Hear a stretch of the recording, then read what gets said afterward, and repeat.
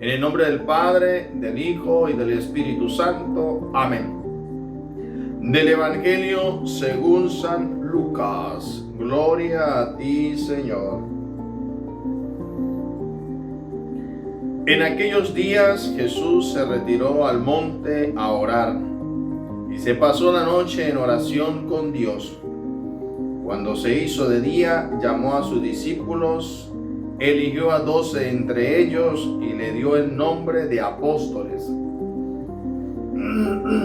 Eran Simón, a quien llamó Pedro, a su hermano Andrés, Santiago y Juan, Felipe y Bartolomé, Mateo y Tomás, Santiago, el hijo de Alfeo, y Simón, llamado el fanático, Judas, el hijo de Santiago, y Judas Iscariote, que fue el traidor.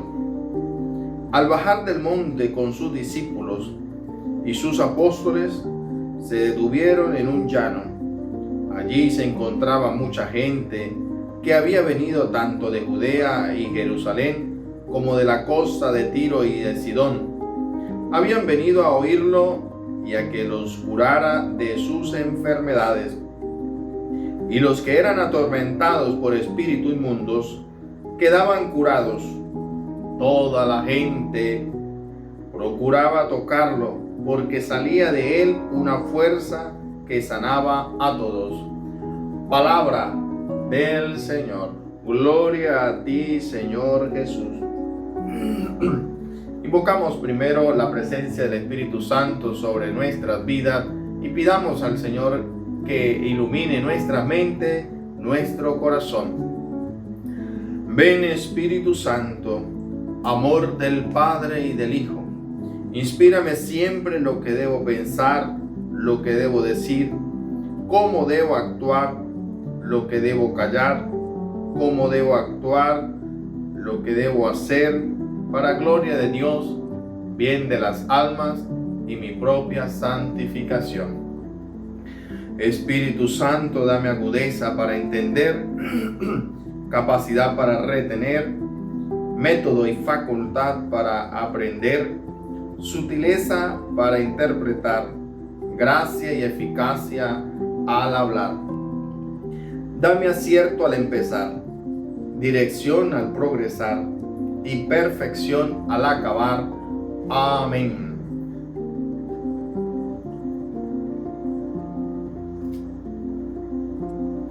Sean bienvenidos, queridos hermanos, en Cristo Jesús, a esta celebración del encuentro con la palabra, el encuentro con Jesucristo. Hemos escuchado en este día, en este evangelio, cómo el Señor nos muestra esa toma de decisión. Dice, el Evangelio de San Lucas narra dos momentos importantes de Jesús. ¿Cuáles son esos dos momentos? Primero, la elección de los 12 apóstoles.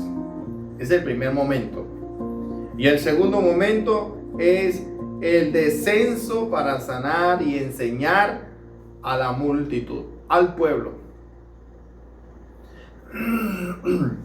Jesús, para tomar la decisión de elegir a los apóstoles, ¿qué es lo primero que hace? Para no tomar una decisión que viene de la nada, lo primero que hace Jesús es el encuentro con Dios Padre. Dice en las Escrituras que Jesús duró toda la noche en oración. Y toda la noche en oración, para luego al amanecer llamar a sus discípulos y escoge a 12 de entre ellos, a quienes nombra apóstoles. Es decir, que la decisión de Jesús en nombrar a los 12 apóstoles no fue una decisión inesperada, no fue una decisión inmediata, no fue una decisión apresurada, como en muchas ocasiones ustedes y yo tomamos antes de hacer cualquier cosa. Y entonces la primera enseñanza es que antes de tomar cualquier decisión que usted y yo vamos a hacer, ¿qué es lo primero que tenemos que hacer? Encomendarnos a Dios.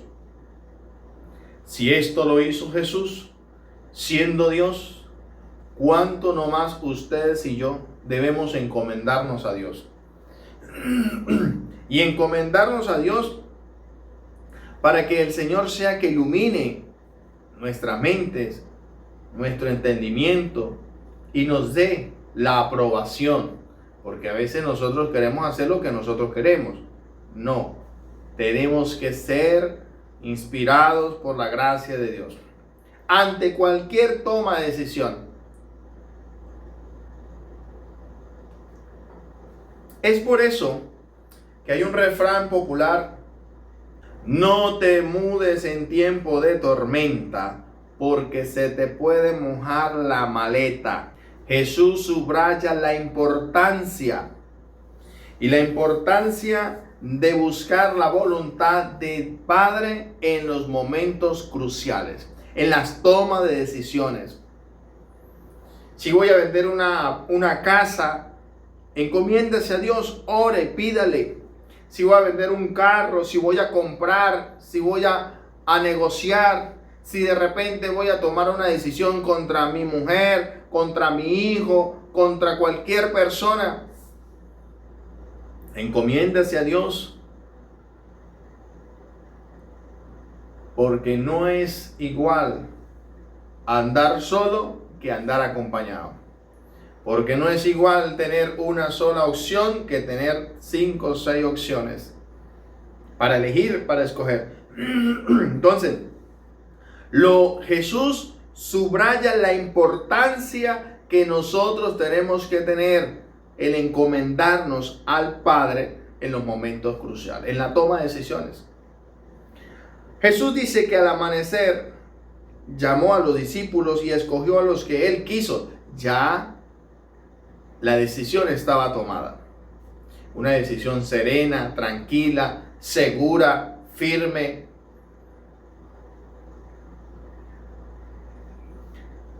Eligió a los 12 apóstoles. Marca el inicio de una misión específica para este grupo. Lucas lista sus nombres y presenta los nombres de los evangelios de los apóstoles. Simón, al que también llamó Pedro, y es un significado, Simón Pedro era pescador de hombres. Lo escogió de entre su servicio, dentro de su realidad. Jesús lo saca de allí. Este hombre se caracterizaba por la pesca, de lanzar las redes, coger pescados, de sacar buenos pescados grandes hacia la cesta, de pescados pequeños volverlo a echar en el mar. Todo eso tenía un significado, que Jesús lo quiere volver a lo espiritual. Lo humano, el trabajo humano lo hace al trabajo espiritual,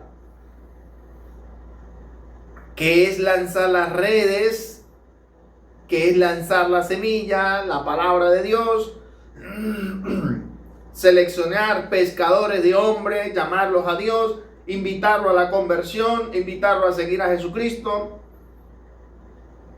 Entonces, Jesús utiliza esa inteligencia de tomar a aquel hombre, pescador de hombre, para en lo humano hacerlo divino.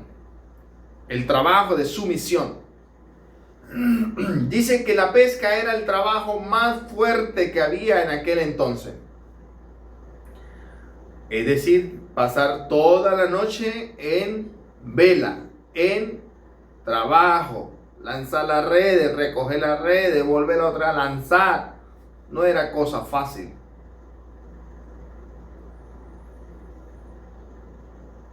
Allí se habla también de Andrés, su hermano, que también era pescador de hombres, Juan, Felipe. Pero habla de uno también llamado Mateo.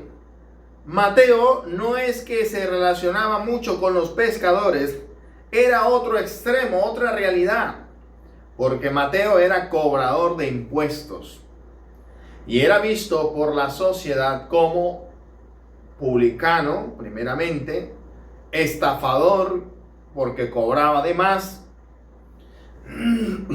y se decía que era fieles a los romanos en cuanto al pago de los impuestos. Y de allí lo ha tomado Jesús para que no trabaje ya para lo humano, sino al contrario, ahora viene a trabajar para él. Es la fidelidad a Jesucristo, como guarda fidelidad también a los romanos. Es hacer que los cristianos asuman su compromiso de pagar el impuesto ya no a los romanos, sino hay que pagar el impuesto y hay que dedicarle tiempo ya ahora es a Jesucristo. Por eso lo toma de entre ellos. Pues Mateo es sacado también para cumplir esa misión. Tomás, Santiago, hijo de Alfeo, Simón llamado el Celote. Fíjate que el Celote eran radicales también y servían radicalmente cumpliendo la ley judía. La ley judía era la ley de Moisés. Y por supuesto se destacaban en los celotes que ellos guardaban la fidelidad a vida o muerte.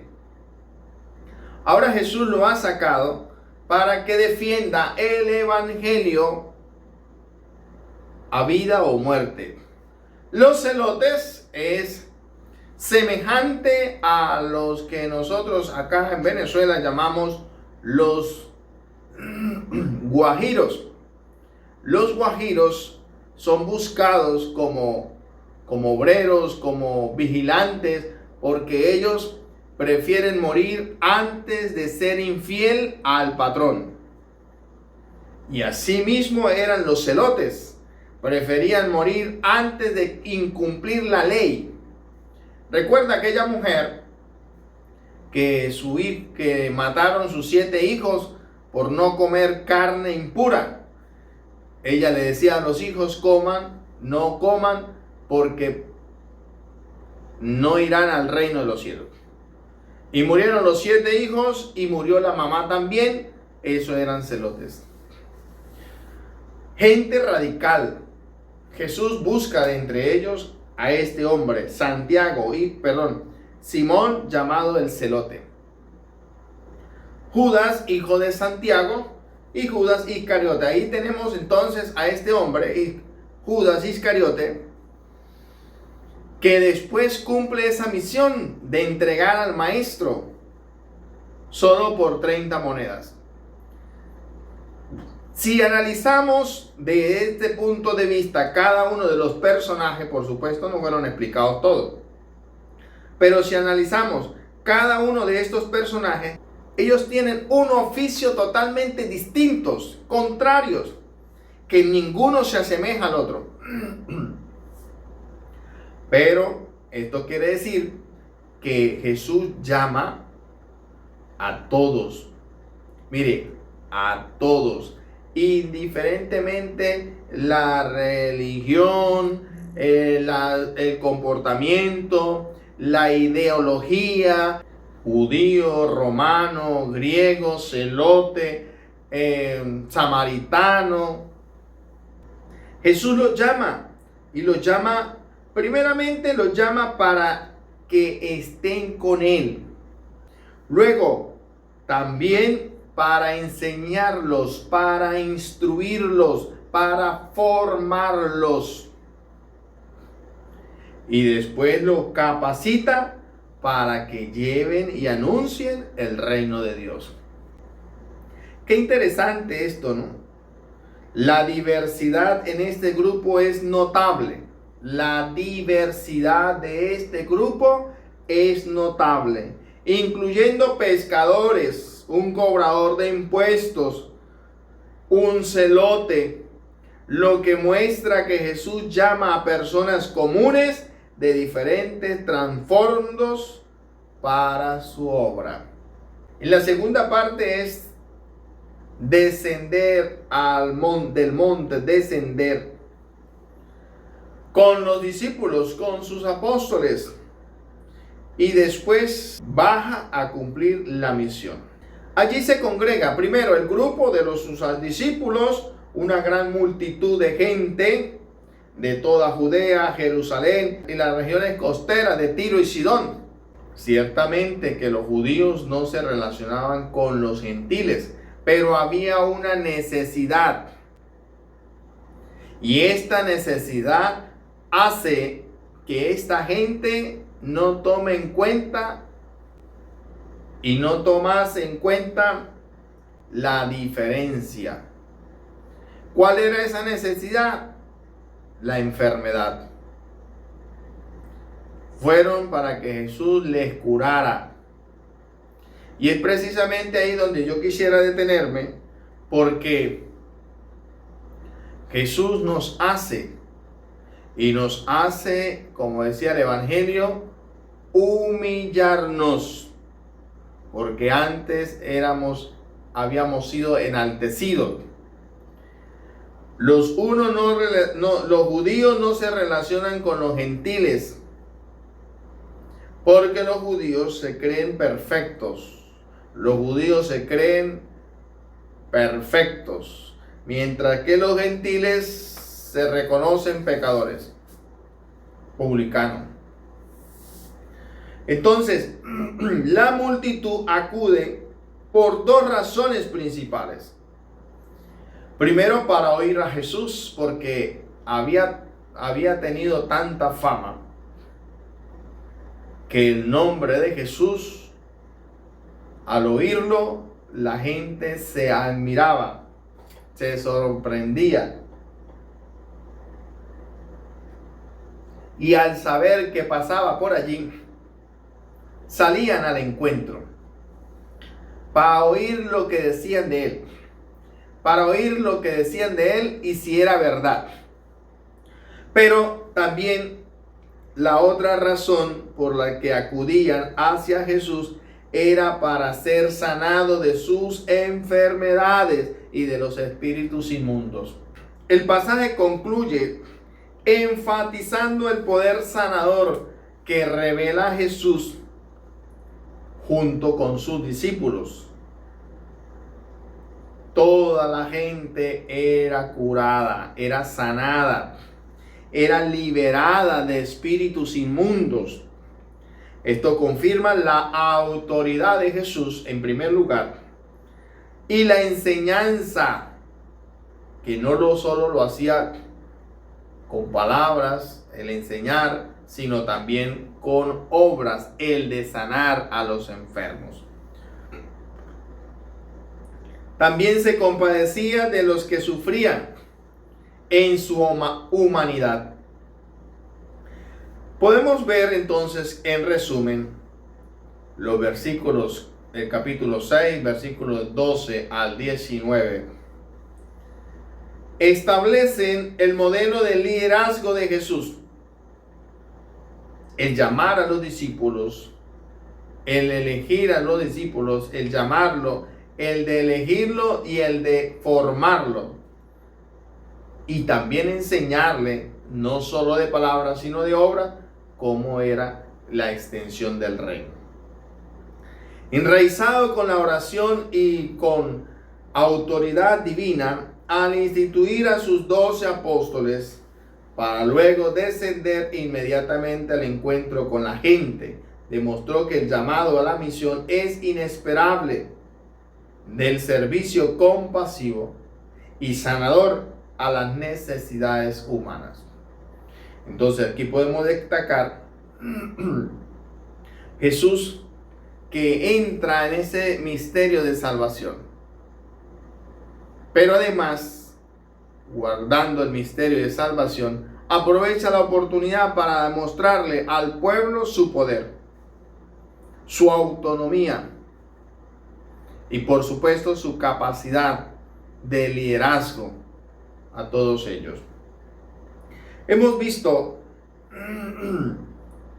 en la presencia de Jesús cómo los enfermos se sanaban, los paralíticos caminaban, los ciegos ven, los cojos andan, los mudos hablan y los endemoniados son expulsados. Ahora, Jesús muestra una vez más en este episodio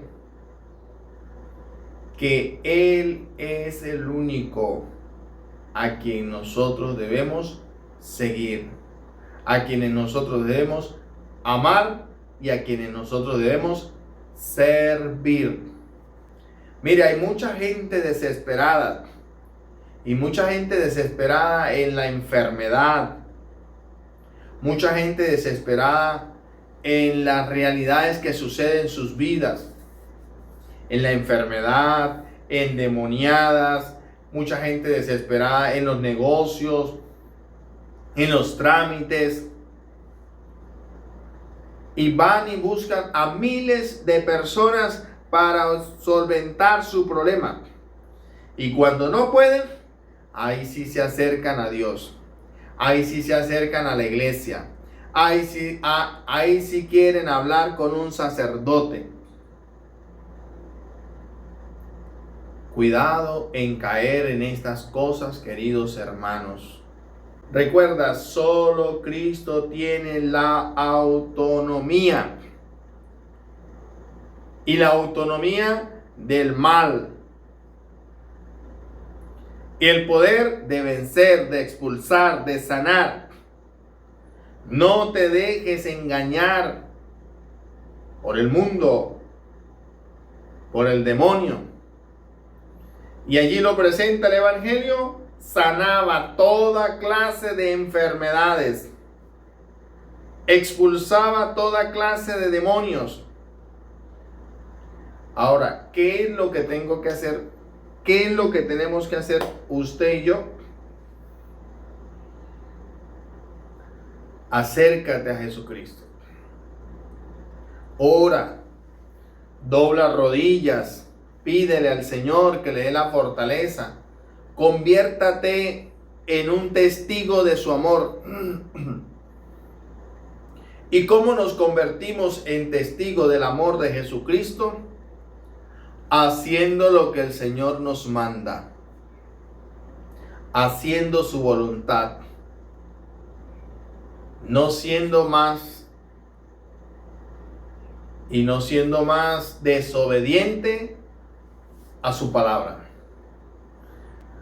Que esta palabra nos motive a seguir fortaleciendo nuestra fe, a seguir esperando en el Señor, que como vemos en este pasaje, Jesús no hizo otra cosa sino la de apoyar, alientar, acompañar, aliviar el dolor, a resolver nuestros problemas. Jesús entra en la humanidad de cada uno de nosotros para que así de esa manera podernos ayudar. Pues no dudes, queridos hermanos, la presencia de Dios que nos ama y nos ama inmensamente, tanto así que aún todavía sigue llamándonos para que estemos con Él y para que seamos auténticos cristianos, que manifestemos su amor, que manifestemos su voluntad. Que la gracia de Dios nos acompañe hoy, mañana y siempre. Amén. Dios le bendiga, Dios le acompañe.